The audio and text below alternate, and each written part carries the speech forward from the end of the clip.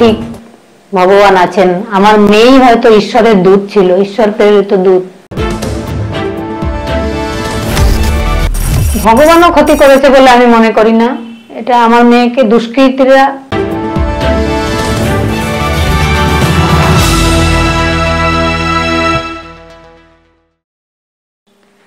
কার বিরুদ্ধে এই লড়াই? এখন আমার মেয়ে যেহেতু শিক্ষা প্রতিষ্ঠানে কর্মরত ছিল এবং সরকারি অফিসার একজন ডাক্তারও ছিল, তাই প্রশাসন এর স্বাস্থ্য দপ্তরের দায়িত্ব এড়াতে পারে না। আমি মনে করি স্বাস্থ্য দপ্তর এর জন্য সম্পূর্ণভাবে দায়ী, তাকে সুরক্ষা দিতে পারেনি এবং আমাদের স্বাস্থ্য প্রশাসনের যিনি হেড মুখ্যমন্ত্রী আমাদের, তিনি দায়ী এর জন্য। আসল অপরাধী আপনার মতে কে? যারা আমার মেয়ের সঙ্গে সেদিন ছিল, কয়েকজন আরো 4জন ডাক্তার ছিল। সৌমিত্র রয় ছিল, অর্ক সেন ছিল, তারপর গোলাম আজম ছিল এবং শুভদীপ মহাপাত্র ছিল।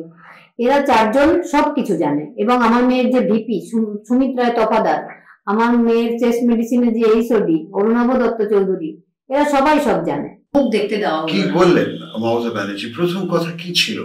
তখন প্রথমে ওর বাবার সঙ্গে কথা বললেন। কি কথা হয়েছিল আপনার সাথে? কথা হয়েছিল যে আপনাদের সঙ্গে খুব অন্যায় হয়েছে, এর বিচার আপনারা পাবেন এবং যারা যারা দোষী আছে সবাইকে আমি তাড়াতাড়ি করে ধরে বিচারের ব্যবস্থার মধ্যে এনে সবাইকে শাস্তি দেব। কি ইন্টারেস্ট প্রশাসনের? রেসিপি সিপি এরা প্রেজেন্সিতেই তো যখন এরাই বাঁচাচ্ছে। কি ইন্টারেস্ট? ইন্টারেস্ট হচ্ছে মেইন আমার মেয়ে দুর্নীতির শিকার, এতে কোনো সন্দেহ নেই। প্রিন্সিপাল এবং দুর্নীতি কোথায়? ওই যে ওষুধ, জাল ওষুধ, আর কিছু, এটাই টাকা নিয়ে হয়।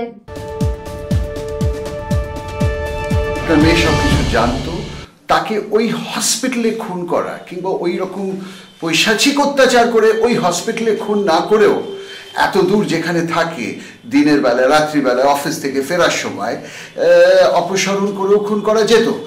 কেন এত বড় একটা ঘটনা কেউ ঘটালো যেটার ফলস্বরূপ তারা জানে সবাই ধরা পড়বে? এই ঘটনা আরজিকর হসপিটালে আগে অনেক ঘটিয়েছে। এরা প্রচণ্ড বেপরোয়া ছিল এবং কিছু মানতো না। যেমন আইডেন্টি ডিসক্লোজের জন্য আজকে আপনি যে ভিডিওটা করছেন, কত রকম সেফটি সিকিউরিটি নিয়ে করছেন। আর বিনীত গোয়েল ওই দিন সাংবাদিক সম্মেলন করে কম করে 10 বার আমার মেয়ের নাম প্রকাশ্যে নিয়ে এসছে। তাহলে কতটা বেপরোয়া এরা চিন্তা করেন।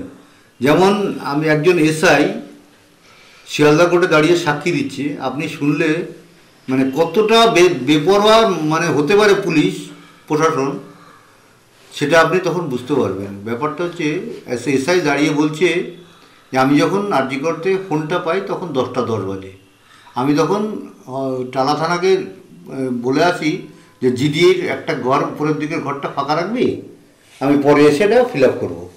এবং রাত্রি 11টার সময় উনি বলছেন জজের সামনে দাঁড়িয়ে, আমি রাত্রি 11টার সময় গিয়ে থানায় গিয়ে ওই জিডিটা এন্ট্রি করি। আপনাদের কত টাকা অফার করা হয়েছিল? প্রথম দিন একটা প্যাকেট দেওয়া হচ্ছিল এই গলির ভেতরে, সেটা যে প্যাকেটটার মধ্যে উনি বলেছিলেন টাকা আছে, আর কত টাকা এটা বলতে পারবো না। তারপরে কত অফার করা হয়েছে? তারপরে 10 লাখ টাকা তো মমতা ব্যানার্জি ওপেন দাঁড়িয়ে বলেছেন যে 10 লাখ টাকা দিতেই পারি, এবং শিয়ালদা কোর্টে 17 লাখ টাকা কম্পেনসেশনে করা। সেটা তো সরকার দিতে বাধ্য। আমরা সেটা আমরা কোর্টে দাঁড়িয়ে বলেছি যে আমরা এখানে কম্পেনসেশন চাইতে আসিনি স্যার, আমরা এখানে জাস্টিস চাইতে এসেছি। বিকাশবাবুকে কেন চেঞ্জ করবেন? বিকাশবাবুকে আমরা বলেছিলাম যে সুপ্রিম কোর্টে আপনি আপনার অসুবিধা, সুপ্রিম কোর্টটা আপনি বাদ দিন, লোয়ার কোর্ট হাইকোর্টটা আপনি দেখুন। কিন্তু উনি তখন বললেন না, করলে সব করবো, নাহলে করবো না। ওনার ইগোতে লেগেছিল। ওনার ইগোতে লেগেছিল, সেই জন্য উনি বাধ্য হয়ে বললেন যে আমি তাহলে সরেই যাবো। সেই জন্য উনি করলেন না। তারপরে বৃন্দা গোভারকে আনলাম। এরা এত জঘন্য লয়ার, মানে ভারতবর্ষের বুকে সত্যি সম্ভব মানে কি? আমি তো চ্যালেঞ্জ রীতিমতন ওপেন চ্যালেঞ্জ করেছি, আমরা যদি মামলাকে ট্র্যাকে আনতে পারি এবং অন্য কোনো ক্রিমিনালকে সামনে আনতে পারি, তাহলে বৃন্দা গোভার কোম্পানিকে আমি একে বাড়িতে ডেকে তাদের আইন শেখাবো আমি, এবং আপনাদের মাধ্যমে এটা বলে দিলাম। এত বড় একটা আন্দোলন খাড়া হয় না, আপনারা সাধারণ মানুষ এত এত বড়ভাবে এই কেসটা যে ফাইট করতে পারছেন, এটা কারো সাপোর্ট ছাড়া হয় না, যেটা মমতা ব্যানার্জিকে খুব ইরিটেট করছে এবং টিএমসির ওপরের তলা যে নেতারা আছে তারা মনে করছে যে এটা অস্বাভাবিক যেটা হচ্ছে, একটা ঘটনা ঘটে গেছে তার জন্য আমরা দুঃখিত, একজন অ্যারেস্ট হয়েছে, সাজা হয়েছে, কিন্তু এরপরেও যেটা চলছে এর পেছনে ইলেকশনের মোটিভ আছে। দুঃখিত উনি নন, দুঃখিত যদি উনি হতেন, উনি যখন মিছিল করছিলেন প্রথম দেখে দেখবেন আপনি, উনি যখন মিছিল শেষ করেছিলেন, উনি যখন স্লোগান দিচ্ছিলেন, উনি তো 5 বার বললেন নির্যাতিতার ফাঁসি চাই। আমরা খবরে দেখেছি নির্যাতিতার ফাঁসি চাই, 5 বার করার পরে ওনার মনে হলো যে আমি ভুল বলছি। এবার যিনি মন থেকেই সমস্ত জিনিসগুলো করবেন, তার মনে এত একবার ভুলে হয়তো এসে যাবে ধর্ষিতার ফাঁসি চাই বলবেন, তা না নির্যাতিতার ফাঁসি চাই, ধর্ষণকারীর ফাঁসি চাই না বলে বলছে নির্যাতিতার ফাঁসি চাই। অন্তত 5 বার উনি বলার পরে ওনার হুঁশ ফেরে তারপরে বলেন যে ধর্ষণকারীর ফাঁসি চাই, তারপরে বলেন। সুতরাং মন থেকে উনি দুঃখিত আমি মানতে পারছি। ওনার যে সমস্ত ব্যবহার দেখেছি, কর্মকাণ্ড দেখেছি, তাতে উনি মন থেকে দুঃখিত আমার একটিও মনে হয়। কিন্তু উনি টাকা দেওয়ার জন্যে সবসময় উনি পেয়েছেন সঞ্জয় রায়ের ফাঁসি হয়নি বলে।